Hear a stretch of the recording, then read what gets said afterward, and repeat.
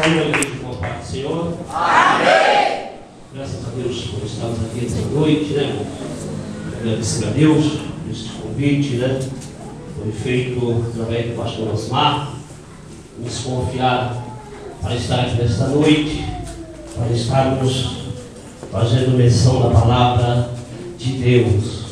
Deus já tem falado conosco de uma forma especial e Deus vai continuar falando, né?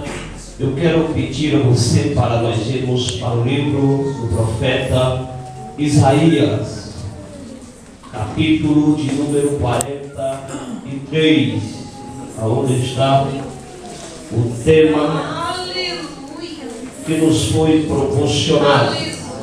Isaías capítulo 43, versículo de número 13.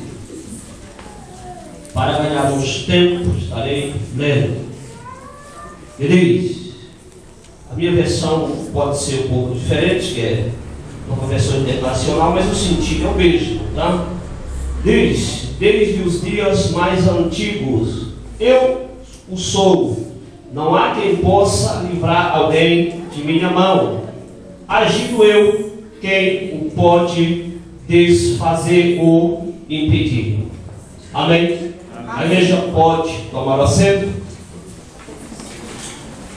e continuar a dispensação de Deus. Quero parabenizar o pastor Osmar, né? Também concordo com ele desta igreja, né? É o primeiro ano, pastor Osmar? Primeiro de muitos que virão, né? De luta também, de algumas dificuldades, mas de bênção e de vitória, né? Com certeza Deus não entregou este ministério nas mãos do pastor Osmar em vão, né? Com certeza Deus tem um propósito, e o maior propósito de Deus é salvar as almas, né? Pode ver os impedimentos, as dificuldades, as barreiras, mas com Jesus na frente, todas as circunstâncias, todas as adversidades vão ser superadas para a glória de Deus. Meus irmãos, sem perda de tempo, estaremos entrando na ministração da palavra de Deus. Gostaria de dar um tema baseado nesse texto que tem como título: o Deus que desconhece obstáculos. Nós servimos a um Deus que desconhece obstáculos. Não existe obstáculos para impedir Deus trabalhar. Não existe nenhuma barreira, nenhuma dificuldade, nenhum empecilho que possa impedir Deus agir. Nós observando, meus amados irmãos, no princípio nós podemos fazermos uma observação. Deus, no princípio, como nós sabemos, Deus criou o homem à sua imagem e à sua semelhança. Deus criou um ser chamado homem. Quando eu falo homem, estou generalizando homem e mulher para adorá-lo. Mas o homem, não satisfeito com aquilo que Deus lhe deu, com aquilo que Deus lhe entregou, o homem, ele ultrapassou os limites que foram estabelecidos por Deus, e ele caiu no seu estado original, a qual Deus o criou. Meus irmãos, e nós observando neste texto, nós começamos a analisar e observarmos que para Deus não existe nada impossível. Veja, depois de algum tempo, de alguma época na eternidade, imagino Deus olhando lá de cima nos céus, aqui embaixo na terra, no planeta Terra. Agora o homem tinha caído do seu estado original, o homem tinha se afastado de Deus, perdeu aquele relacionamento, o homem perdeu aquela comunhão, aquela intimidade, aquela aproximação que ele tinha com Deus. Não havia mais aquela aproximação como no princípio, quando Deus o criou, Deus também criou o jardim no Éden, colocou o homem no Éden para se relacionar com Ele, para ter intimidade, comunhão, andar com Ele, estar nele, estar com Ele. Mas o homem desistiu, jogou tudo para o alto, como se diz, e quis caminhar agora com os seus próprios pés, como se diz.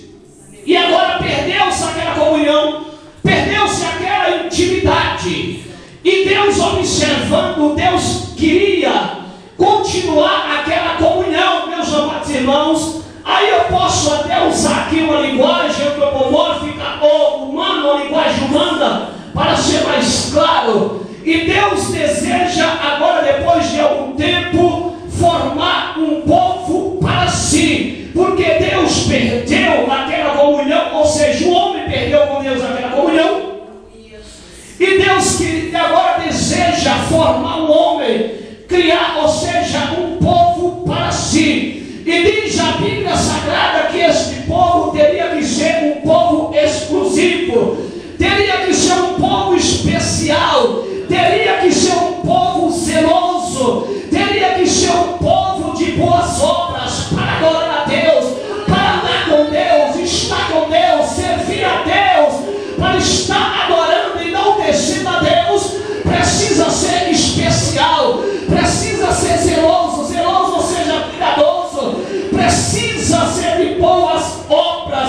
Meus amados, esse povo teria apenas como alvo Deus, como seu único e fiel adorador. E nesta noite nós podemos dizer que nós estamos aqui diante de um povo especial, diante de um povo exclusivo, diante de um povo de boas obras, diante de um povo que não mede dificuldades, não olha para as circunstâncias, mas o seu objetivo, o seu alvo, a sua finalidade é rasgar o seu coração na presença de Deus e adorar a Ele, porque Ele é digno de toda honra, de toda glória e de todo louvor. Eu sei que Deus quer. Aleluia.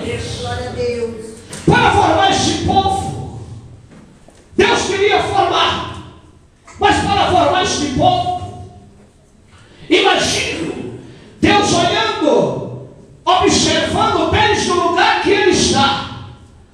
Aí Deus vê um personagem aqui no planeta Terra, ou seja, lá no Oriente. Deus olha e enxerga um ser chamado Abraão. Abraão está em um dos caldeiros, lá na caldeia, e Deus olha para Abraão. O nome de Abraão significa pai de multidão. Veja só, o nome dele já era uma profecia, pai de multidão. Abraão, meus amados irmãos, como já falei, era cativo da caldeia, nasce em cerca de 2333 antes de Cristo. Veja, por meio de Hebe, estava na 9ª geração depois de Sem. Ele era semita. Vai escutando aí que logo você vai entender porque eu estou falando isso. Era sem filho de Noé. Abraão foi o primeiro homem a se tornar hebreu. Deus estava procurando, Deus estava à procura. Quando eu olho esse texto, eu vejo os Salmos de número 101, versículo 6, quando diz a palavra de Deus: os meus sonhos procurarão os fiéis da terra, para que esteja comigo, porque aqueles que andam trilham caminhos retos, Deus disse a esses que me servirá. Nos Salmos de número 12, verso de número 1, diz a palavra de Deus: os homens benignos são poucos sobre a face da terra, mas aqui se encontra uma igreja que louva a Deus, uma igreja santa, a noiva do Cordeiro,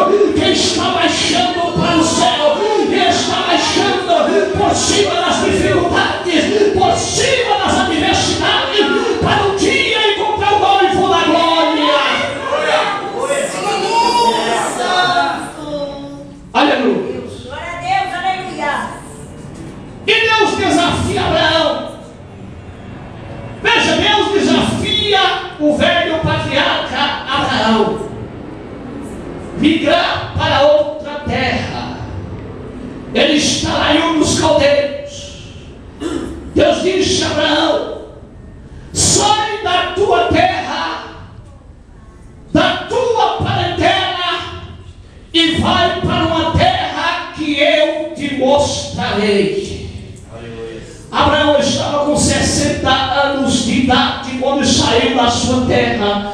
Abraão saiu de Ur dos Caldeus com 60 anos, foi para Arã. Abraão passou 15 anos em Arã, com 75 anos de idade. Abraão foi para Canaã. Deus já tinha preparado, Deus estava guiando, Deus estava orientando Abraão. Ele ia para uma terra que ele não sabia, mas Deus sabia, porque Deus já tinha preparado. Meus amados irmãos, quantas vezes passamos por algumas circunstâncias, por algumas situações, por alguns momentos críticos, caóticos em nossas vidas, e nós não entendemos, nós não compreendemos, às vezes questionamos a Deus, às vezes até murmuramos, por que isto, por que aqui, por que aquilo, por que desta maneira?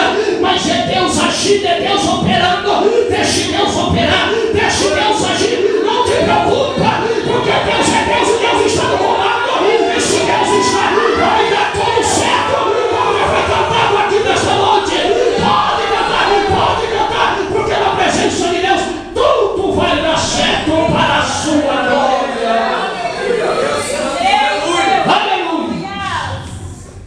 Grande Deus, aleluia. Quando Abraão pisa na terra de Canaã, irmãos, Deus promete que ele daria aquela terra para ele e a sua descendência.